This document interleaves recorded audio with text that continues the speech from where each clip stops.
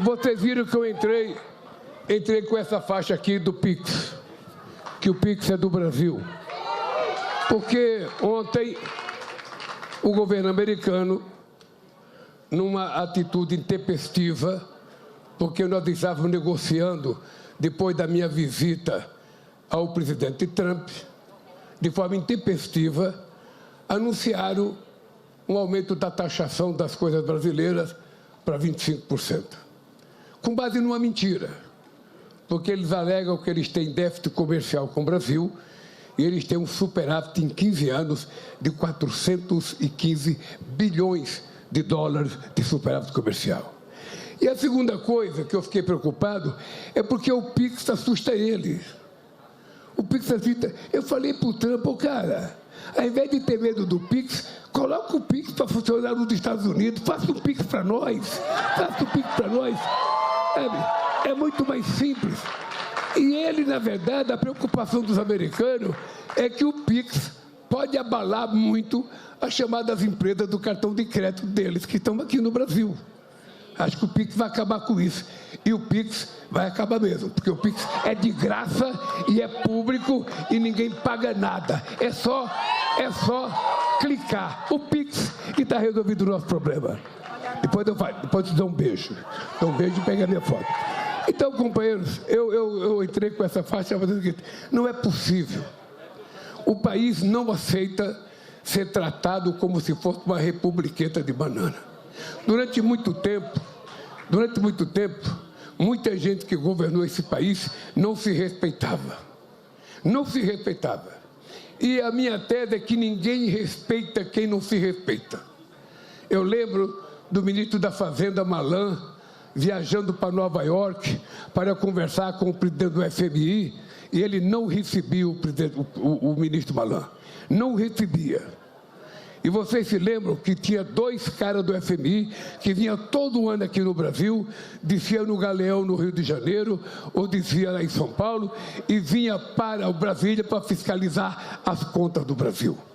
Eu, quando entrei, tomei uma decisão. Não quero dever para o FMI e não quero eles metendo o bedelho aqui. Metam o nariz na sua vida, a nossa é nossa e nós resolvemos o nosso problema. Não só paguei os 30 bilhões que o Brasil devia ao FMI, como emprestamos 15 bilhões de dólares para ele na crise de 2008. Depois tinha um problema que o Brasil era muito vulnerável. Qualquer crise internacional, o Brasil tremia. Eu resolvi fazer reserva internacional. O Brasil não tinha reserva. Eu resolvi fazer reserva e construímos a maior reserva que o Brasil já teve, 370 bilhões de dólares de reserva em dólar. Era um colchão para dar segurança à economia brasileira. E até hoje, esse colchão sustenta a estabilidade econômica desse país.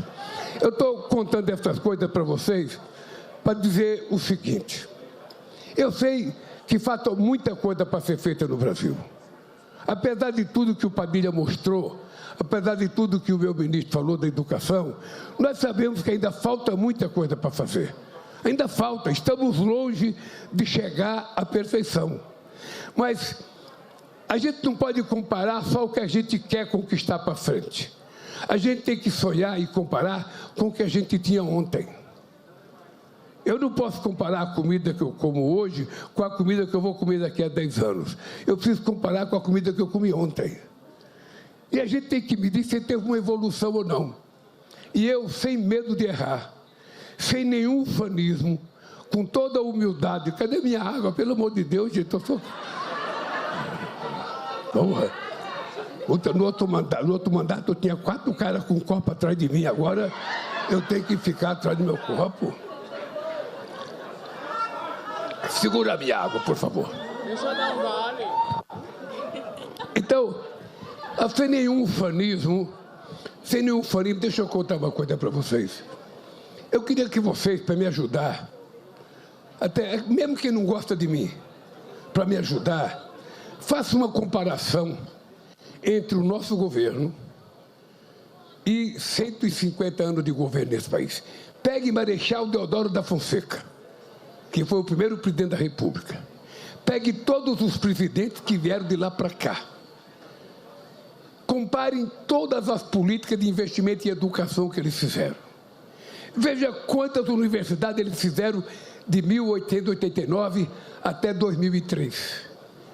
Comparem todas as políticas de inclusão social que eles fizeram de 1889 até 2003. Pegue toda a política que eles fizeram na saúde de 1888 até 2003 para fazer uma comparação. Porque senão vocês não conseguem avaliar o que cada um fez. Deixa eu contar uma história para vocês. Existe a empresa para vocês poderem investigar e me desmoralizar dizendo que é mentira. Tá? No meu governo, de 2003 a 2010, 51% de todas as terras disponibilizadas para a reforma agrária na história desse país foi feita no meu primeiro mandato. 51%. Tá? Porque os outros não faziam. Eu sei que ainda falta muita coisa para fazer. O problema é que os outros não faziam nada. Quando a gente fala da educação brasileira, é importante a gente lembrar por que o Brasil é o último país da América do Sul a abolir a escravidão, a conquistar o voto da mulher, a conquistar a independência. E por que o Brasil foi o último país a fazer uma universidade federal? Alguém tem que me explicar. Todos eles eram doutores, todos eles tinham diploma, todos eles estudaram muito. Por que eles não fizeram as universidades que o povo precisava? É porque na cabeça da elite brasileira, pobre, escravo e índio não precisavam ir para a universidade. Eram os filhos deles que precisavam ir. Então que se lasque o povo pobre. Era assim que era esse país. Era assim. E nós resolvemos provar que não é assim. Eu vivo a vida inteira, eu estou com 80 anos de idade. Eu vivo a vida inteira tendo que provar todo dia. Eu quero provar que, primeiro, inteligência não tem nada a ver com a quantidade de anos de escolaridade. A escolaridade dá conhecimento. A inteligência é como você aplica o seu conhecimento. A inteligência está na execução. E eles não sabiam executar, porque eles não sabem tomar decisão.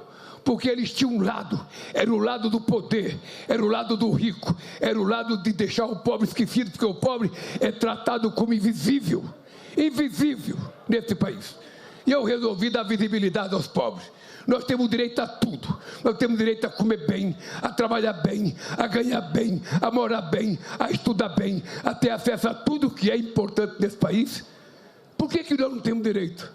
Nós não queremos tirar nada de ninguém, nós só queremos disputar a chance de ser igual. Por que eu tenho que comer coisa da xepa e na feira meio-dia, quando os bacanas vão às 8 da manhã? Por que eu tenho que comer comida de segunda categoria? Acha que a gente não gosta? Ah, pobre não precisa comer carne boa. Pode comer. Não, a gente quer carne boa. Carne boa, macia. Para quem come carne, quem não come carne, tudo que é verdura possível que puder comer. Carne de soja, carne de caju. Então veja, eu vivo a vida inteira tentando provar. É possível. Não existe nada impossível quando a gente quer. Por exemplo, fazer o orçamento do país. Você sabe como é que faz o orçamento? O orçamento do país, feito o governo todo, e vai discutir a quantidade de dinheiro que o governo vai receber naquele ano. Com base na quantidade de dinheiro que a gente vai receber, a gente divide pelas necessidades. Eu aprendi com a minha mãe. Minha mãe nasceu e morreu analfabeta. Minha mãe não sabia fazer um álcool com copo. A gente era em 8 irmãos. A gente recebia o pagamento, naquele tempo o pagamento vinha numa envelopinha amarela. A gente chegava na mesa, entregava o envelope na mão da minha mãe, era analfabeta, mas sabia contar dinheiro. Então ela pegava o dinheiro dela e eu via ela fazendo assim: esse aqui é para pagar a padaria, esse aqui é para pagar o armazém, esse aqui é para cada um pagar o transporte, esse aqui eu não sei para quê. E não sobrava nada. Tá? Mas eu vi ela distribuindo. O orçamento da União é quase que a mesma coisa. Esse aqui é para os militares. Esse aqui é não sei para quem. Esse aqui é para a saúde, mas para a saúde dos ricos, não dos pobres. Tá? Esse aqui. E quando é que vai colocar o pobre no orçamento, gente? Quando é que a gente vai lembrar de dizer, nós temos que gastar isso aqui com o pobre? Tá? E aí, quando a gente faz isso, a gente começa a mudar a economia do mundo. Sabe por quê, gente? Uma tese econômica, que é fácil, a gente não aprende isso na universidade, não. Tá? Uma tese econômica, muito dinheiro na mão de poucos significa miséria. O contrário, pouco dinheiro na mão de muitos significa distribuição de riqueza. É essa máxima que nós temos que fazer nesse país.